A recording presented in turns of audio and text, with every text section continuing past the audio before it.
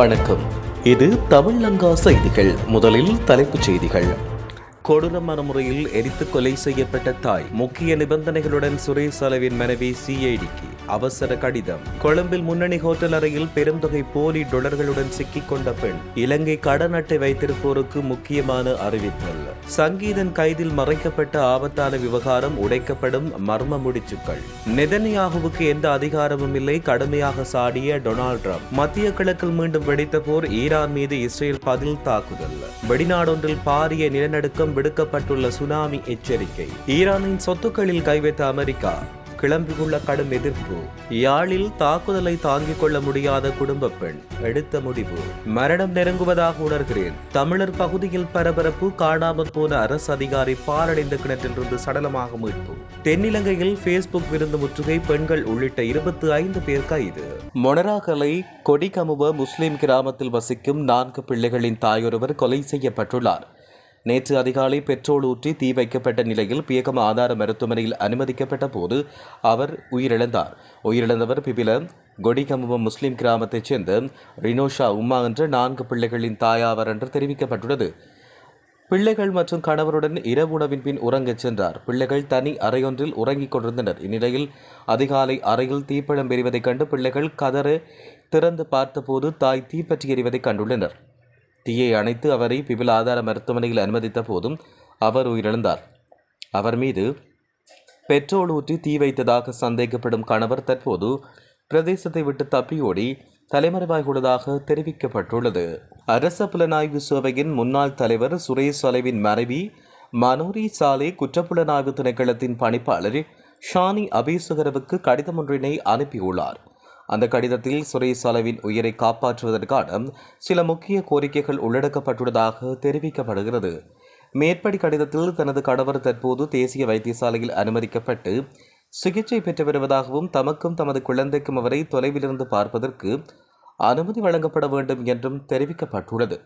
இந்நிலையில் கணவரின் சார்பில் சட்ட நடவடிக்கை மேற்கொண்டு வரும் சட்டத்தரணிகள் அவரை சந்திக்க அனுமதி வழங்குமாறும் அவர் கோரிக்கை விடுத்துள்ளதாக தெரிவிக்கப்பட்டுள்ளது. அமெரிக்க டாலர் 6 லட்சம் பெறுமதியான போலி பணத்தாள்களை வைத்திருந்த பெண் உள்ளிட்ட 4 கைது செய்யப்பட்டுள்ளனர். இந்த கைது நடவடிக்கை இன்று முன்னெடுக்கப்பட்டுள்ளது. மத்திய குற்றப்புலனாய்வு பணியகத்தால் மேற்கொள்ளப்பட்ட நடவடிக்கையின் போது கொழும்பில் அமைந்துள்ள முன்னணி ஹோட்டல் ஒன்றில் இவர்கள் கைது செய்யப்பட்டனர். சம்பவம் தொடர்பில் மேலதிக விசாரணைகளை போலீசார் மேற்கொண்டு வருவதாக தெரிவிக்கப்பட்டுள்ளது. இலங்கையில் எதிர்வரும் ஜூலை மாதம் 1ஆம் தேதி முதல் கடன் அட்டைகளுக்கான வட்டி வீதத்தை 1 முதல் 3% வரையான தொகையால் அதிகரிக்க வங்கிகளும் நிதி நிறுவனங்களும் தீர்மானித்துள்ளன. அதற்கமைய தற்போதைய பொருளாதார சூழ்நிலைக்கு மத்தியில் இலங்கையில் கடன் அட்டைகளை பயன்படுத்தும் 22 லட்சம் வாடிக்கையாளர்கள் பாதிக்கப்பட உள்ளனர். அன்றாட தேவைகளை நிறைவு செய்வதற்காக பலரும் இந்த அட்டைகளை பயன்படுத்தி வருகின்ற நிலையில் ஜூலை மாதம் 1ஆம் தேதி முதல் இந்த அதிகரிப்பு அவர்களுக்கு பெரும் சுமையாக இருக்கும் என்று நிதி ஆய்வாளர்கள் சுட்டிக்காட்டியுள்ளனர். சமீபத்தில் தனது கொள்கை வட்டி வீதத்தை 1% அதிகரிக்க இலங்கை மத்திய வங்கி நடவடிக்கை மேற்கொண்டிருந்தமையும் குறிப்பிடத்தக்கது. விடுதலை புலிகள் அமைப்பின் எழுச்சி பாடலை பாடினார் என்ற குற்றச்சாட்டில் பயங்கரவாத தடை சட்டத்தின் கீழ் கைது செய்யப்பட்ட விளக்கமறியில் வைக்கப்பட்டுள்ள கிளிநொச்சியைச் சேர்ந்த சொல்லிசை பாடகருக்காக பலரும் தமது குரலை கொடுத்து வருகின்றனர். இது தொடர்பில் பல்வேறு தரப்பும் அரசியல்வாதிகளும் சமூக செயற்பாட்டாளர்களும் குரல் கொடுத்து வருகிறார்கள். மேலும் அவருக்காக பல போராட்டங்களும் முன்னெடுக்கப்பட்டுள்ளது. மேலும் தவராசா தனது கருத்துக்களை இவ்வாறு தெரிவித்தார். ஜனாதிபதி சட்டத்தரணி தவராசா தெரிவிக்கையில், எந்த அரசு வந்தாலும் பயங்கரவாத சட்டத்தை நீக்கப் போவது இல்லை, அரசியலுக்காக நீக்கப் போகிறேன் என்று கூறினாலும் அவர்கள் நீக்குவதற்கு வாய்ப்பில்லை என்பதை உறவுகள் ஞாபகம் வைத்திருக்க வேண்டும் என்றும் அவர் குறிப்பிட்டார். மேலும் சங்கீதனை பிணையில் விடுவிக்க வேண்டுமாக இருந்தாலும் மக்கள் பிரதிநிதிகள் இதை மேலிடங்களுக்கு கொண்டு செல்ல வேண்டும் என்று குறிப்பிட்டார். இந்த விடயத்தில் மறைக்கப்பட்ட ஆபத்தான விவகாரங்கள் தொடர்பிலும் அவர் கலந்துரையாடியுள்ளதாக தெரிவிக்கப்பட்டுள்ளது. ஈரானுடன் அமெரிக்கா மேற்கொள்ளவிருக்கும் எந்தவொரு அமைதி உடன்பாட்டையும் இஸ்ரேலிய பிரதமர் பெஞ்சமின் நெதன்யாகு ஏற்றுக்கொண்டுதான் ஆக வேண்டும் என்று அங்கு இறுதி முடிவுகளை எடுக்கும் அதிகாரம் அவருக்கு இல்லை என்றும் தெரிவிக்கப்பட்டுள்ளது. டொனால்ட் ட்ரம்ப் இதனை தெரிவித்துள்ளார். மேலும் இதுகுறித்து நேர்காணல் ஒன்றில் பேசிய டொனால்ட் ட்ரம்ப், இங்கு அனைத்து முக்கிய முடிவுகளையும் எடுப்பது நான் தான், நெதன்யாகு அல்ல. எனவே இந்த ஒப்பந்தத்தை ஏற்றுக்கொள்வதை தவிர அவருக்கு வேறு வழியில்லை என்றும் அவர் தெரிவித்துள்ளார். ஞாயிற்றுக்கிழமை இரவு இஸ்ரேல் மீது ஈரான் நடத்திய ஏவுகணை தாக்குதல் அமெரிக்கா மற்றும் ஈரானுக்கு இடையில் ஏற்படவிருக்கும் வரலாற்று சிறப்புமிக்க ஒப்பந்தத்தில் எந்த ஒரு தாக்கத்தையும் ஏற்படுத்தாது என்றும் டொனால்ட் ட்ரம்ப் தெரிவித்துள்ளார். மேற்கு மற்றும் மத்திய ஈரானில் உள்ள இராணுவ இலக்குகள் மீது தாம் தாக்குதல் நடத்தியுள்ளதாக இஸ்ரேல் தெரிவித்துள்ளது. தெஹ்ரான், தப்ரிஸ் மற்றும் எஃபஹான் ஆகிய நகரங்களில் வெடிப்புச் சத்தங்கள் கேட்டதாக ஈரானிய ஊடகங்கள் தெரிவித்தன. இஸ்பாஹினில் உயிரிழப்புகள் எதுவும் இல்லை என்று உள்ளூர் அதிகாரிகள் கூறியதாக அரச ஊடகங்கள் செய்தி வெளியிட்டுள்ளதாக தெரிவிக்கப்படுகின்றமையும் குறிப்பிடத்தக்கது. மிண்டனாவோ பகுதியில் ரிக்டர் அளவில் 7.8 பதிவான சக்தி வாய்ந்த நிலநடுக்கம் ஒன்று ஏற்பட்டுள்ளது. இதை ஜேர்மன் புவி அறிவியல் ஆராய்ச்சி மையம் அவதானித்துள்ளது. இந்த நிலநடுக்கம் பூமியிலிருந்து சுமார் 10 கிலோமீட்டர் ஆழத்தில் மையம் கொண்டுள்ளதாக தெரிவிக்கப்படுகிறது. முன்னதாக இந்த நிலநடுக்கத்தின் தீவிரத்தை ரிக்டர் அளவில் 7.3 கணித்த ஜிஎஃப்செட் பின்னர் அதை 7.8 உயர்த்தியது. இந்த நிலநடுக்கத்தை தொடர்ந்து அமெரிக்கா சுனாமி எச்சரிக்கை மையம் அந்த பகுதிக்கு சுனாமி எச்சரிக்கை விடுத்ததாக சர்வதேச ஊடகங்கள் செய்தி வெளியிட்டுள்ளன. போரினால் ஏற்பட்ட சேதங்களுக்கு பிராந்திய நட்பு நாடுகளுக்கு இழப்பீடு வழங்க அமெரிக்க ஈரானிய சொத்துக்களை பயன்படுத்தக்கூடும் என வெளியான செய்திகளுக்கு ஈரானின் துணை வெளியுறவு அமைச்சர் காசிம் ஹரிஃபாபாடி கடும் எதிர்ப்பு வெளியிட்டார்.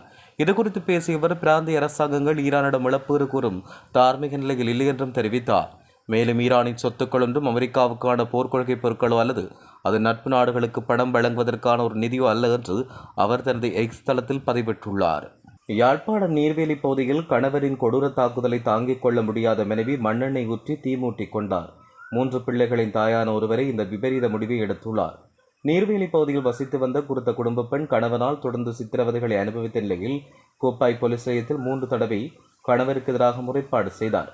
கோப்பாய் போலீசார் அந்த விடயம் தொடர்பில் நடவடிக்கை எடுக்காத காரணத்தால் யாழ்ப்பாண தலைமை போலீஸ் நிலையத்தில் முறைப்பாடு செய்தார். எனினும் போலீஸ் தரப்பால் எந்த நடவடிக்கையும் எடுக்கப்படாத நிலையில் நேற்று முன்தினம் கணவனின் தாக்குதலை தாங்காமல் உடலில் மண்ணெண்ணெய் ஊற்றி தீமூட்டிக் கொண்டதாக தெரிவிக்கப்பட்டுள்ளது.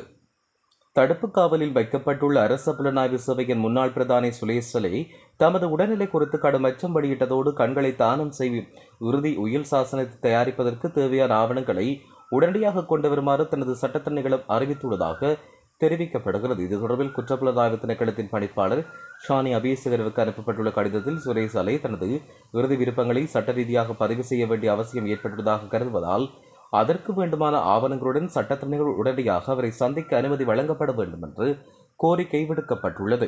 கிளிநொச்சி ஜெயபுரம் பகுதியில் காணாமல் போன வனவள திணைக்கள அதிகாரி ஒருவர் பாழடைந்த கிணற்றிலிருந்து சடலமாக மீட்கப்பட்டுள்ளார். அனுராதபுரம் தமுத்திகம பிரதேசத்தைச் சேர்ந்த 41 வயதுடைய ஆரட்சி பண்டாரக்கி சந்திர வன்சல கோசல விஜயசேகர என்பவர் கிளிநொச்சி ஜெயபுரத்தில் அமைந்துள்ள வட்டார வனவள திணைக்கள அலுவலகத்தில் கடமையாற்றி வந்தார். அவர் கடந்த சில நாட்களாக காணாமல் போயிருந்ததாக தெரிவிக்கப்படுவதோடு இது தொடர்பாக நேற்று முன்தினம் ஜெயபுரம் போலீஸ் நிலையத்தில் முறைப்பாடு செய்யப்பட்டுள்ளது. இதையடுத்து போலீசார் மேற்கொண்ட விசாரணைகளின் அடிப்படையில் நேற்று மாலை அவரது சடலம் அலுவலகத்துக்கு அருகிலுள்ள பாழடைந்த கிணற்றிலிருந்து மீட்கப்பட்டுள்ளது. அம்பலாங்கொட போனதுவ பகுதியில் ஃபேஸ்புக் விருந்தொன்று முற்றுகையிடப்பட்டு 3 பெண்கள் உள்ளிட்ட 25 பேர் கைது செய்யப்பட்டனர். போலீஸ் நிலைய அதிகாரிகள் மற்றும் விசேட அதிரடிப்படை அதிகாரிகளின் தலைமையில் விசேட அதிரடிப்படை அதிகாரிகளின் குழுவினர் மேற்கொண்ட முற்றுகையின் போது அவர் இவ்வாறு கைது செய்யப்பட்டுள்ளதாக தெரிய வருகிறது. கைது செய்யப்பட்ட நபர்களிடமிருந்து 225 milligram cocaine, 8 gram 125 milligram ice போதைப்பொருள், 2 கிராம் 400 மில்லிகிராம் கஞ்சா, சட்டவிரோத சிகரெட்டுகள் மீட்கப்பட்டுள்ளன. கைது செய்யப்பட்ட பெண்கள் 18 முதல் 44 வயதுக்கு இடைப்பட்டவர்கள் என்று தெரிவிக்கப்பட்டுள்ளது.